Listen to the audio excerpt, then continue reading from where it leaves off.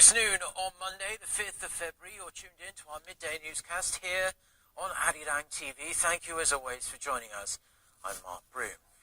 Our top story this afternoon, North Korea will send its ceremonial head of state, Kim Young-nam, to South Korea on this coming Friday. He is going to lead a high-level delegation to the Pyeongchang 2018 Winter Olympics. And around 30 minutes ago, the advance team for North Korea's art troupe entered South Korea to prepare for the North's cultural events that are going to happen down here south of the border. Our Jim Young-gil starts us off.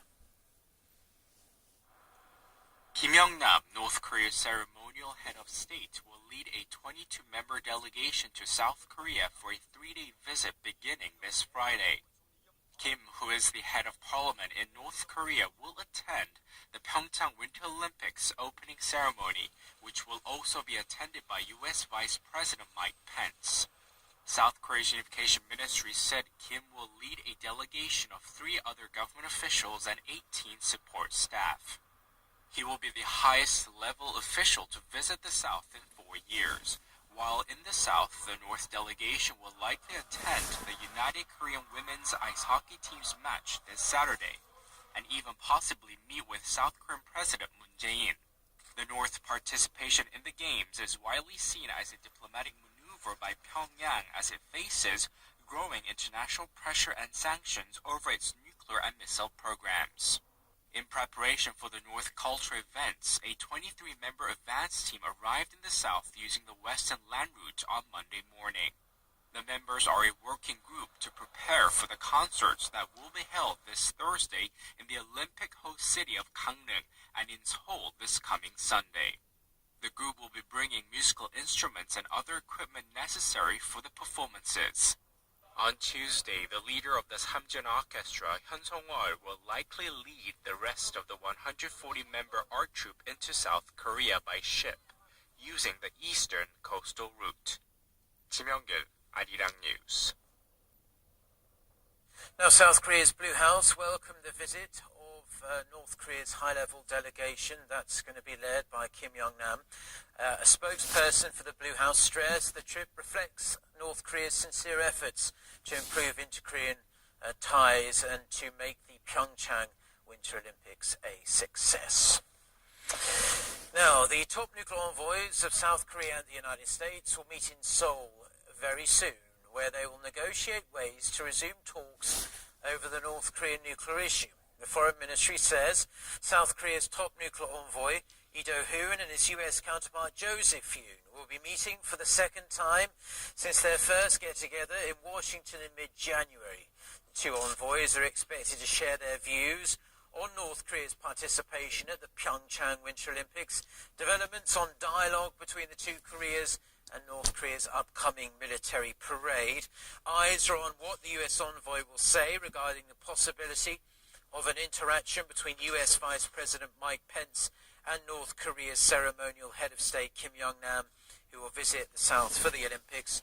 Yoon recently said he wants to hold an open dialogue with North Korea that could lead toward denuclearization.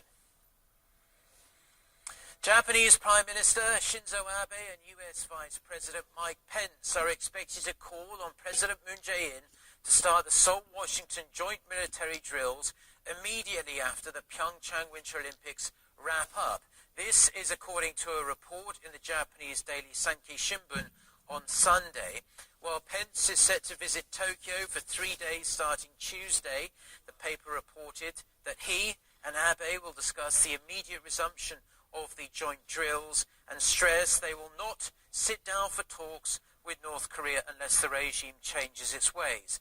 It added their agreement is expected to be delivered to President Moon when each of them visits South Korea for the opening of the Pyeongchang Winter Olympics later this week. The International Olympic Committee's 132nd session kicks off later today in Gangneung, the sub-host city of the Pyeongchang Winter Games. President Moon Jae-in is due to deliver and attend the session today, where he will express gratitude for the IOC's support for the Pyeongchang Games through a keynote speech. Prior to the IOC session, President Moon will also take part in a reception being held for visiting IOC members. The IOC President Thomas Bach and North Korea's representative to the IOC Jang Eung will also be in attendance. Now, the joint Korean women's ice hockey team had their first and only practice match before the Olympics begins on Friday. And while Sunday night's friendly against Sweden didn't end in victory, it was a decent result for the squad that's only had a few days to train together before playing one of the world's best teams. EG1 with more. The joint Korean women's ice hockey team took to the rink together on Sunday for their first game, with the Winter Olympics only a matter of days away. The unification flag was raised instead of South Korea's national flag, the Taegukgi, and the Korean folk song Arirang filled the rink in place of a national anthem. Playing against fifth-ranked Sweden, Team Korea lost a friendly 3-1. Though the head coach was only required to include 3 North Korean players in the 22-woman roster, 4 of the 12 North Koreans who joined the squad were fielded in the game, 3 forwards and 1 in defense. One of Pyongyang's best players, Chung Soo-hyun, even made it to the second line. And at a press conference right after the game, Team Korea's head coach said that there would be more chances like this if the North Korean players continue to train hard. After watching the players practice, Soo-hyun, the player that was sitting up here next to us, she actually made it to the second line. She sees the game well, she plays tough, she's fast. If they continue to work hard and continue to learn our systems, I can see them staying in, second line. While North Korea's head coach Park Choro and forward Chung Soo-hyun were also at the press conference, they only mentioned their determination for the upcoming games and left the table without answering any questions. If the South and North Koreans come together in every game and work harder and harder, I'm sure that there will be a good result. Also, I hope the games will be an opportunity for Korea to show its power to the world.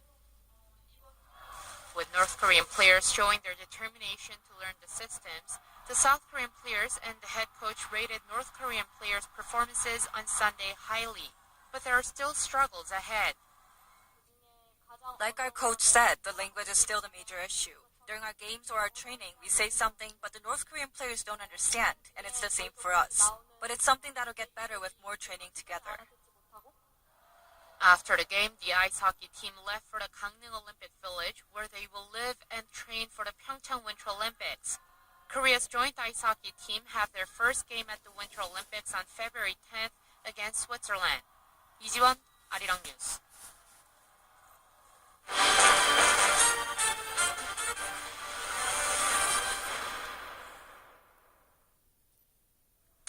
The National Assembly will kick off its first interpellation session of 2018 later this afternoon. Over the next 3 days, lawmakers will probe government officials on various topics, including foreign affairs, the economy, and social issues as well. Our Kim Min-ji has a preview of what to expect. Top government officials, including Prime Minister Lee Na-kyun, will be fielding questions on pending issues from rival lawmakers over the next 3 days. It's the first parliamentary interpellation session of the year and the second since President Moon Jae-in took office in May last year. Rival lawmakers are expected to clash as they put the administration's performance under the microscope. The interpellation session kicks off today, and I hope that it will be a dignified session so that it becomes a good opportunity for the government to better serve the people. Monday's Q&A session will cover the areas of politics, unification, foreign affairs, and security. It will be followed by economy-related topics on the second day and education, culture, and social issues on the third and final day. Topping the list of the most contentious issues is amending the country's constitution. The ruling Democratic Party of Korea is expected to stress that it will be aimed at bettering people's lives and that a referendum must be held alongside local elections in June. However, opposition parties will likely argue that the core of the revision should be reducing presidential powers, but they claim the ruling bloc has no intention of doing that. Another key topic is inter-Korean relations. The ruling party will likely call for opposition support so as to foster peace on the peninsula, starting with North Korea's participation at the upcoming Pyeongchang Winter Olympics. But the opposition bloc claims the games are overshadowing the regime's nuclear ambitions and that Seoul is letting Pyongyang have its own way. Also mired in dispute is the recent minimum wage hike. The ruling party is expected to stress that it was needed to better people's lives and that they have introduced support funds for micro-businesses to help them deal with the extra financial burden. However, the opposition will likely claim that it's not doing either side any good and it's actually causing more job losses. The opposition will also criticize a string of other policies, including regulations on cryptocurrency exchanges and measures to kill the property market, claiming these initiatives have not brought the changes promised by the government. Kim Min-ji, Arirang News. Korea's central bank has released its preliminary balance of payments data for December, and while the country's goods account posted a surplus thanks to improving global trade and the boom in the semiconductor industry and thus exports, the service account deficit hit a record high in 2017. Kim Hae-sung with the details. Korea's service account deficit hit a record high last year. According to the Bank of Korea on Monday, December service account deficit was $3.8 billion, making 2017's total deficit reach a record high of $34.5 billion, double that of 2016. The bank attributed it to growing deficits in the travel account and transport account. The number of foreign visitors to Korea dropped by 23% on year, with those from China plunging to nearly half the previous year's levels due to China's travel ban over the THAAD row. But outbound travelers also hit a record high, growing 18% on year to 26 million people who spent more than $30 billion abroad. The transport account deficit more than tripled from 2016, recording a $5.3 billion deficit in 2017. Due to the high service account deficit, the country's current account surplus narrowed from 2016's $99 billion to $78.5 billion. But it still recorded a surplus for the 20th consecutive year, and the goods account posted a surplus of near $120 billion, the second largest figure on record thanks to brisk exports. In 2017, exports went up 13% on year, recording more than $577 billion in 2017, thanks to semiconductor, petrochemical goods, and steel exports, with semiconductor exports up 60% on year. Imports also went up 16% on year, recording over $457 billion. Kim Hae-sung, Arirang News. The total value of South Korea's foreign exchange reserves set yet another record high last month. The Bank of Korea says reserves reached $395.75 billion as of the end of January, up by roughly $6.5 billion from the previous month. The country's FX reserve rallied for a third month in a row, also posting the largest on-month increase since April 2015. The central bank attributes the rise to the depreciation of the US dollar, which increased the value of non-dollar currencies when converted into the greenback. An appeals court will hand down its verdict this afternoon on Samsung Electronics Vice Chairman Lee Jae-yong, who was found guilty by a lower court of offering kickbacks to jailed former President Park Geun-hye and her close friend Choi Soon-sil. Cha Sang-mi reports. It's been almost a year since Samsung's de facto leader Lee Jae-yong was detained. An appeals court on Monday will reveal how long he should remain behind bars.